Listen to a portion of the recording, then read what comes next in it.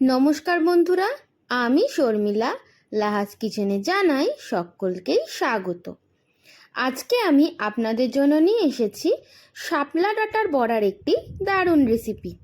এটা কিন্তু ভীষণ ইউনিক একটা রেসিপি, আর কোনো রকম ঝামেলা ছাড়াই চটজলদি কিন্তু এই রেসিপিটা কয়েক মিনিটের মধ্যেই তৈরি হয়ে যায়।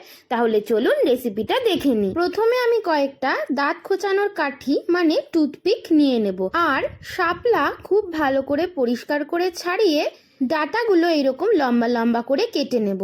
এরপর আমি টুথপিকের সাহায্যে খুব ভালো করে 5-6টা ডাঁটা একসাথে আটকে নেব। আমি কিন্তু শাপলার ডাঁটাগুলো ছাড়িয়ে পরিষ্কার করে জলে ধুয়ে নিয়েছি। এইবার ঠিক এইরকমভাবে 5টা পিস নিয়ে নেব।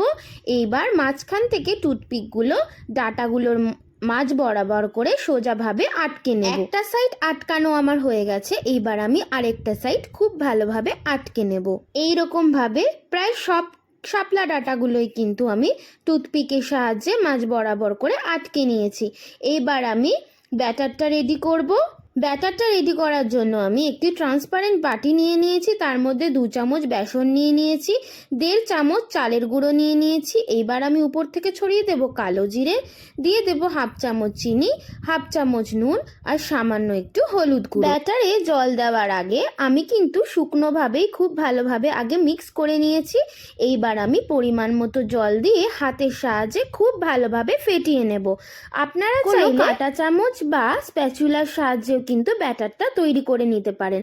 আমি এখানে হাত ইউজ করেই সুন্দরভাবে ব্যাটারটা একদম রেডি করে ফেললাম। এছাড়া আমার রেডি করা একদম কমপ্লিট। এইবার আমি কড়াইতে সাদা তেল গরম করতে বসিয়ে দিয়েছি, আপনারা চাইলে সর্ষের তেলেও করতে পারেন। এরপর আমি শাপলার ডাঁটাগুলো যে টুথপিকের সাহায্যে আটকে রেখেছিলাম পুরোটা ধরে আমি ব্যাটারের মধ্যে চুবিয়ে সাদা তেলের মধ্যে ফ্রাই করতে দিয়ে দেব। একে একে সবগুলোই কিন্তু আমি তেলের মধ্যে ফ্রাই করতে দিয়ে দেব। টুথপিক দিয়ে এইরকম শাপলার রেসিপি কিন্তু ভীষণ ইউনিক। আর হ্যাঁ, আরেকটা জিনিস কিন্তু মনে রাখতে হবে, এই টুথপিকের বদলে কিন্তু প্লাস্টিক টুথপিক ব্যবহার করা একদমই যাবে না। কাঠি টুথপিক কিন্তু ব্যবহার করতে হবে। আপনারা চাইলে বড় বড় যে কাবাবের স্টিক সেইটাও কিন্তু আপনারা শাপলার মধ্যে গুজে ফ্রাই করার জন্য রেডি করে নিতে পারেন। দেখুন একে একে খুন্তির সাহায্যে উল্টে পাল্টে কিন্তু আমি শাপলাগুলো একদম ফ্রাই করে ফেললাম। এটা কিন্তু পকোড়া বা বড়ার জন্য একদম রেডি হয়ে গেছে। আপনারা একটু লাল লাল করে কিন্তু এটা ফ্রাই করবেন, না হলে কিন্তু ভেতরটা একটু কাঁচা থেকে যেতে পারে। দেখুন ঠিক এই প্রসেসে কিন্তু আমার ভাজাটা কমপ্লিট হয়ে গেছে। প্রত্যেকটা শাপলার পকোড়া কিন্তু আমি এভাবেই রেডি করে ফেলছি, কোনোটাই কিন্তু কম বেশি কাঁচা ভাব একদমই থাকবে না।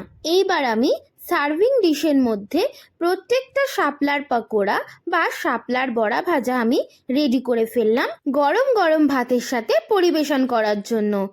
এই দুপুরে গরম ভাত, শাপলার বড়া ভাজা আর গরম গরম মটর ডালের সাথে কিন্তু দারুণ খেতে লাগে। তাই আর দেরি না করে আজকের আমার এই রেসিপিটা বাড়িতে চট জলদি ট্রাই করে ফেলুন, আর আমাকে কিন্তু অবশ্যই জানাবেন রেসিপিটা কেমন লাগলো। আজকে আমার এই শাপলা ডাঁটার বড়া বা শাপলা ডাঁটার পকোড়ার রেসিপিটা কেমন লাগলো অবশ্যই কিন্তু কমেন্ট করে আমাকে জানাবেন।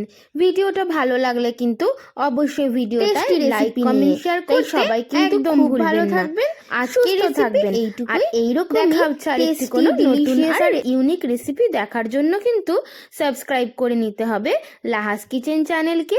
চ্যানেল সাবস্ক্রাইব করা কিন্তু ভীষণ সোজা। চলে যেতে হবে ইউটিউবে আর সার্চ অপশানে গিয়ে সার্চ করে নিতে হবে লাহাজ কিচেন চ্যানেলকে। চ্যানেল সার্চ করে অবশ্যই কিন্তু সাবস্ক্রাইব করে দিতে হবে এবং বেল নোটিফিকেশনকে কিন্তু অলে রেখে দিতে হবে।